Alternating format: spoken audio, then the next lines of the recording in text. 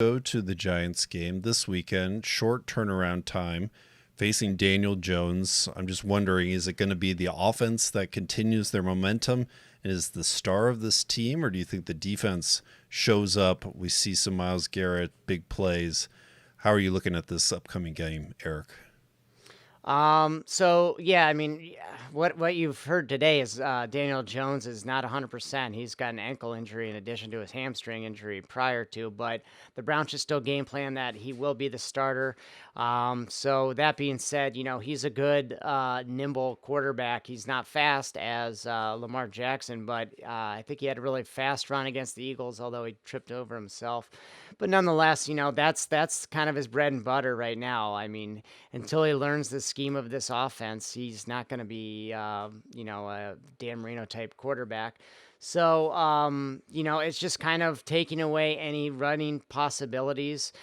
They got Wayne Gallman, they got Golden Tate, they got Sterling Shepard, a couple good receivers and running back, but not somebody you really have to worry too much about. I think Denzel Ward should really help with that category, and I hope they focus, just probably man up on the defense or man up on the outside and kind of force that pressure inward. And I think the defense should be able to handle them so. And, they do have a tremendous defense. So I just, kind of get some points early and do what they did in Tennessee, just kind of sit on that lead and keep running the backs over and over and kind of just eat some clock. It's probably going to be an ugly win. More than likely low scoring, but they should be able to win this game. The other thing is that we had 4 sacks against Lamar Jackson, as I already referenced, but the Cardinals had 8 sacks last week and forced 5 fumbles against the Giants. 3 of them were recovered by the Cardinals. The other 2, Daniel Jones. I mean, that might be a little anomaly, but, he is susceptible to fumbling, and, especially with an injured ankle now with that hamstring, he is not as mobile as he has been. So I'm hoping that the front 4 really comes to play. So, we force those fumbles, we'll keep the score low, and we can finally get a drive starting in their side of the territory. We can get some points that we were not necessarily expecting. So, I think it's going to be a collaborative effort. And last thing is, I'm going to say, hopefully Cody Parkey gets back on track and makes some field goals and extra points, because we did not like seeing that last Monday.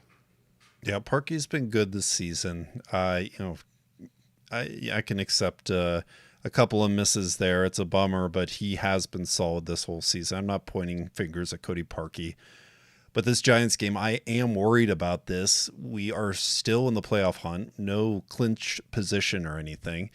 Drew, what do you think? I don't want to say what happens if we lose, but this is going to be a really important game to make it into the playoffs. I think this is pivotal, and it's going to be challenging. I don't know how to define a trap game, but it sort of seems like this would be a trap game for the Browns.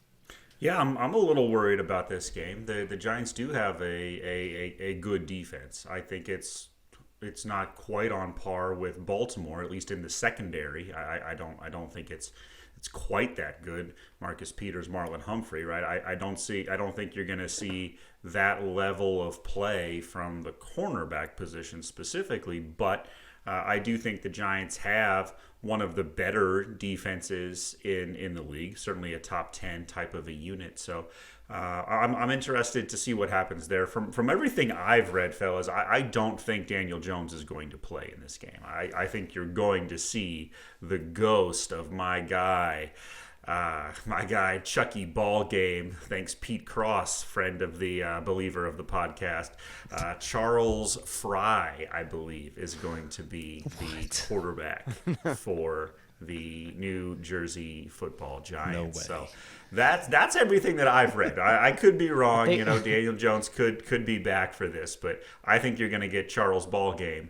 And I think that the Browns can get after him a little bit. He's someone that can be rattled, as we've all seen in years past. So I am hopeful that the defensive line has a good day. I'm hopeful that we're able to get up on this team and turn them into a little more one-dimensional and sort of protect what has proven to be a very susceptible team to any sort of quarterback run, any sort of misdirection run.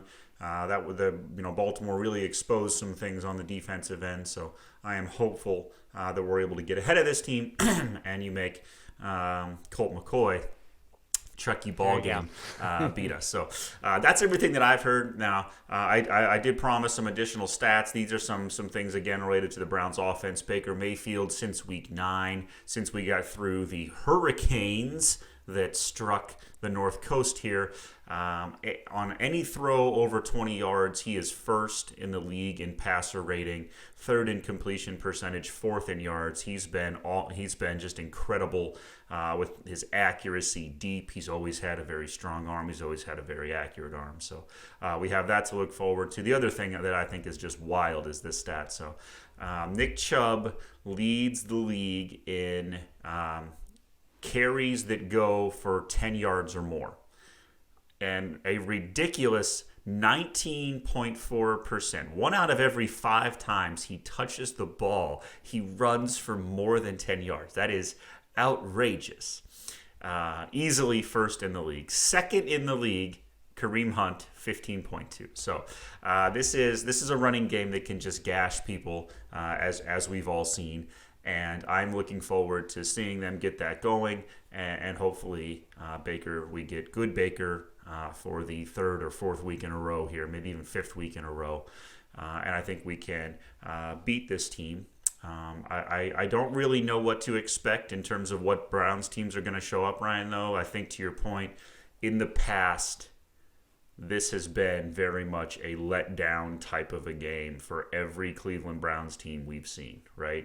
Whether it's an emotional win, whether it's an emotional tough loss that they pour everything into, like they obviously fought really hard on Monday Night Football.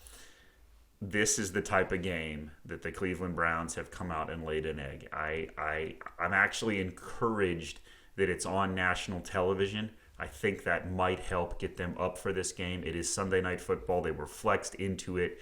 I am hopeful that we avoid that just brutal letdown, coming out super flat and deflated from what was a really tough loss. So that is something I'm looking out for. If the Browns can start even half decent in that first quarter, I think we're going to come out with a win. But I am very concerned about that. That is something that has plagued this team forever.